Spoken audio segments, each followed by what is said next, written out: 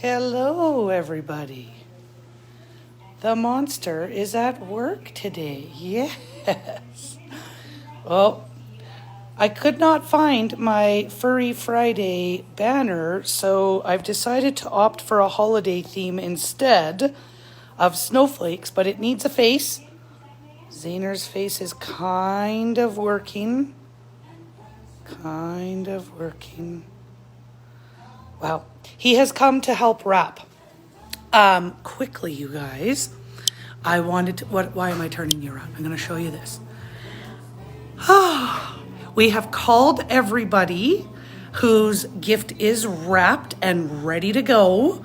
So if you haven't placed your gifts from Santa Paws order, get it in there because unfortunately we're about a day behind. I don't want to show you Santa's workshop because there's stuff and you'll see it. But what I promised we were going to talk about today, you guys, was healthy pet weight. So oftentimes, just like with us, we put them on a scale and we see how much they weigh and we're like, oh, they're good, or oh, they're underweight, or oh, they're overweight. We do the same thing with us. But just like with us, a scale is just one tool that we can use to determine if we have healthy weight. So where's this little monster? I need to show you guys the Zayner man. When I look at him from... Now he's not going to cooperate. When I look at him from the top down, it's tough to see because he's got his little sweater on. And I don't know if he's going to let me move it. There we go. Okay, don't be hunchy. Don't be hunchy, little man. You see how his waist goes in? Okay. And now I'm going to have to get low, babe. And you're going to have to show me from the side. He's not going to do it. Oh, Zayner. Okay. No, this is going to be impossible. Okay. He just doesn't like to cooperate. So, couple things. We can take a look at our pets from the top down, right? When we're standing over them and we look at them from the top down, we want to see that their little waist curves in on both sides, that the waist curves in. When we are looking at them from the side, he's still not going to let me look at them from the side. When we look at them from the side, if they were standing in front of us but sideways, right? So they're looking out that way and we're looking at them. We want to see that the little belly tucks up. Oops, I didn't do that right. Tucks up. We want to see that the little belly tucks up. Now kitties always, no, I shouldn't say always. As they age, they get that little paunch, if you will, that little kind of loose skin that kind of jiggles in their tummy, not unlike my own. But a lot of people think, oh, my cat's getting fat. That is not fat. That is by design, that they have that little kind of extra skin there. The reason is because if you think about it, when kitties play with other kitties and they do that kitty kick, right, where they got their back claws and they're rolling around with the other kitty and they're kind of rabbit kicking them in the tummy, that's what that's for, is to protect the tummy, because that's an essential organ, right, in their world, obviously in ours as well. But so that extra, it's not just for playing, but that is by design so that they have a little bit of protection around their tummy.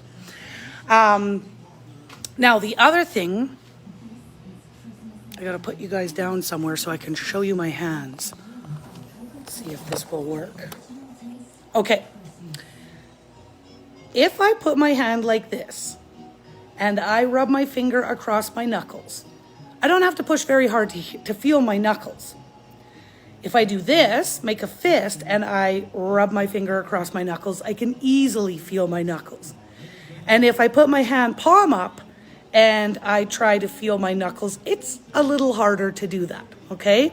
The reason I'm showing you this is with our furry guys, this is overweight, this is underweight, and this is just right when we're feeling their ribs, okay? So my knuckles are simulating their ribs. If I don't have to press very hard at all and they're like my fist, they're easy to feel like that, that's an indication that our little guy's maybe a little bit underweight. If it's more like I'm trying to push through the palm of my hand to feel my knuckles, that's an indication that our little guy's probably overweight. And if I just put my hand out like that and rub my finger across the top of my knuckles, I don't have to press really hard. They're not extruding though. That's a good indication that they are just the right weight. So there's 4 things that we can do to identify our pets at a healthy weight. We can weigh them. We need to know what their ideal weight is though. So for example, with a Zaner guy, his ideal weight for a typical Yorkie is 5 to 7 pounds. So he's 5.4 pounds. So he's within his ideal weight range. Now I've seen him at 6.2 when I first got him, and I was treating him like my big dogs, like giving him treats the way I used to give my big dogs. The little boy put on almost a pound, and when that's 20% of your body weight, like he was a chunky little monkey. So and that's when I started to realize, holy cow, when we're dealing with little guys, calories are very important. Because he was getting all the treats that my big dogs did, which weren't good ones either, but high in calories. So Zaner went on a little bit of a diet to bring his weight down. Now he stays at 5.4, 5.6. That's what he kind of hovers around, but mostly it's 5.4. And trust me, anytime we bring out the scale, he jumps on it. So I know how much he weighs. Okay. So we want to, we can use the scale. We want to make sure that they're within their ideal weight range. And we can look at them from the top down, making sure that the waist comes in. We can look at them from the side, making sure that the belly tucks up. And then we can also feel ribs. And we want to make sure, like I said, that it's like your hand that's flat out. You don't have to press really hard to feel the ribs, and they're not sticking out. Okay. Now, Zane, stop it. Sorry, you guys. Okay, if we have a little guy who needs to put on a few pounds, and you're thinking, geez, like I feed him all the time, I give him treats, I give him healthy food, and he still won't put on the weight, kefir is a really good healthy calorie that we can give to them to allow them to put on a little bit of weight gain. Okay, so that's an option. You also want to make sure, like, you don't want to waste food, and if you put it in the bowl and they're not eating it, well, that's okay. Sorry, that's not what we want. We can mix it up a little bit. Maybe they're looking for some variety. Maybe it's that they've been eating the same thing for so long that they want a different flavor. And then the ultimate goal, remember you guys, I always talk about this, buffet in the bowl. But we have to get them there. If our cat or dog has only been eating one food for months or years, we want to get them there gradually. So we need to slowly incorporate different types of food options for them. And when we do that, then we can start to create that buffet in the bowl where they can have a variety of options. Kitties are a little bit more tricky than puppers because dogs not so particular. Cats much so particular. So if we want to change Kitty from a higher processed food to a less processed food or a more healthy food, that can take up to 6 months. Okay, but if they're not gaining weight and we need them to gain weight, kefir is one way. Variety and not only variety, but all the different foods in the bowl just to get them eating more. Okay, now on the other side of it, if we have a pet who is overweight and we need to find ways to bring their weight down. Okay, free feeding. I know a lot of people do free feeding, which is basically just put the food in the bowl and let them eat when they want to. Free feeding can definitely contribute to weight gain. Does anybody want a dog? Zane! Hey, enough! Oh boy, you guys. I'm sending them to somebody in a cab. Who wants them? Put up your hand. Okay. So, where was I? Weight loss. Okay. Free feeding can contribute to weight gain, being overweight, when we just let them eat whenever they want to. Some animals, it's just like us, right? They have different metabolisms than other dogs, other cats, just like we have different metabolisms than other people. So you may have some pets that can free feed and they've never had a problem and they're not overweight and they're at their ideal and all the things. Get. And then you may have some that put on weight because they're free feeding. So the first thing that I would suggest is if we are trying to help our pet lose weight, then we want to do scheduled feedings. So we want to say either they get breakfast or they get supper, but we control when they eat. And if they choose not to eat, we put the food down for 15, 20 minutes. And if they decide not to eat when we put the food down, we take it away and they don't get it until next time. That sounds mean, but trust me, we can do that in order to let them know that, hey, the food goes down, that's when I eat. Otherwise, I don't get food till tomorrow. Okay. Now, you do want to be a little bit particular or a little bit careful with kitties. We don't want kitties to go 24 hours without eating, but dogs absolutely can. When we want to help them lose weight, we want to feed to their ideal weight. So if Zayner's ideal weight is 5 to 7 pounds, and if he was 10 pounds, I don't feed him as though he's 10 pounds. So I don't feed him because he's a 10-pound dog and the back of the bag says this is how much a 10-pound dog eats. No, I feed him a 5 to 7 pound dog. Okay, so I'm not going to be feeding him what his weight is currently. I feed him to what his ideal weight is.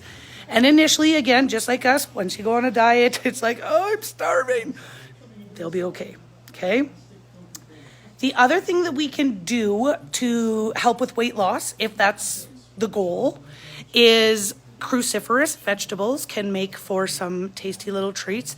And maybe the puppers are like, I am not about veggies. I am a meat and potatoes guy.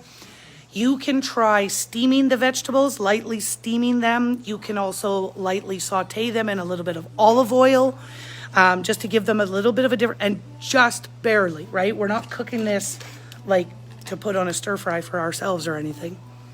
Or you can also do single meat ingredient treats. So it is, I'll give you an example. Just beef liver, okay? The only ingredient in this bag, beef liver. Or here is beef lung. The only ingredient in this bag, beef lung.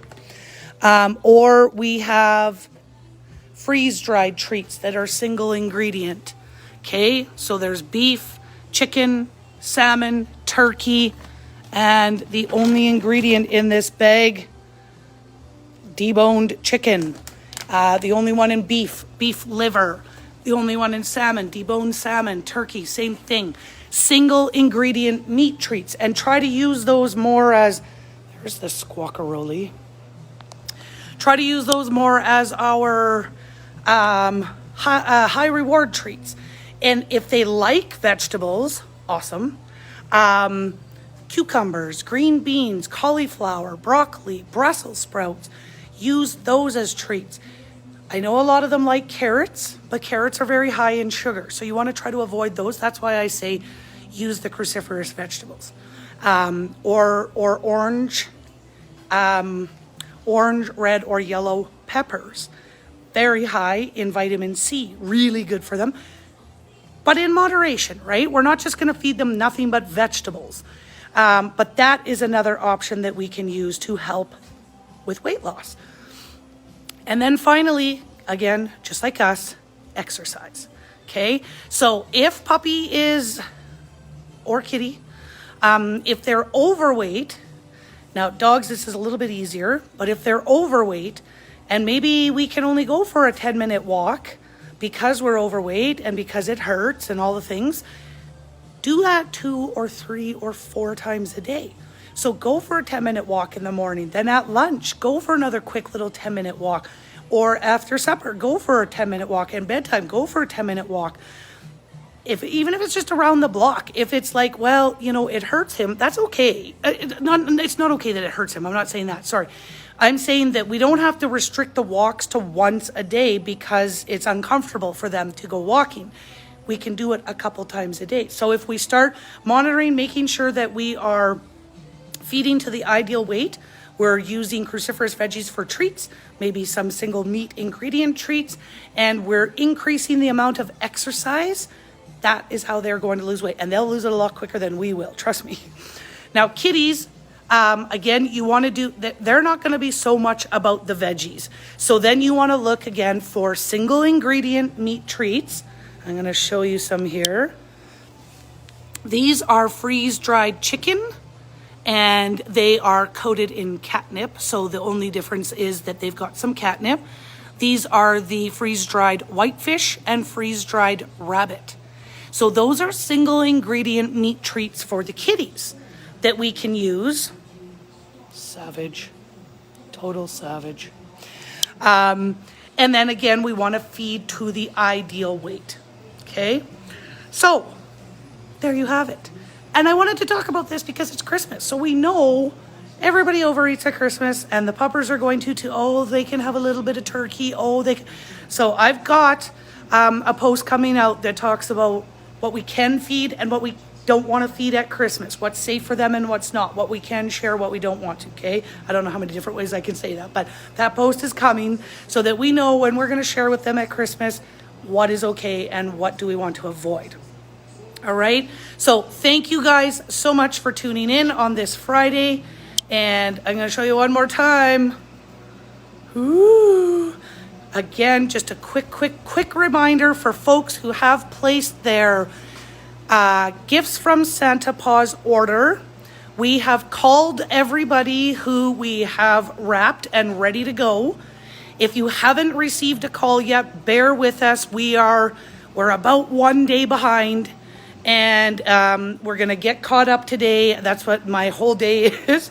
And as soon as Ella's got the extra stock put away, then she is going to start helping me again because Santa needs as many elves as possible. Mother, if you're watching, come on by. You can help us wrap. Anyways, you guys, I hope you have a fantastic Friday and an awesome weekend. Say goodbye to the squawker face, and we will see you guys in store or online. All right, have a great day, you guys. Bye-bye.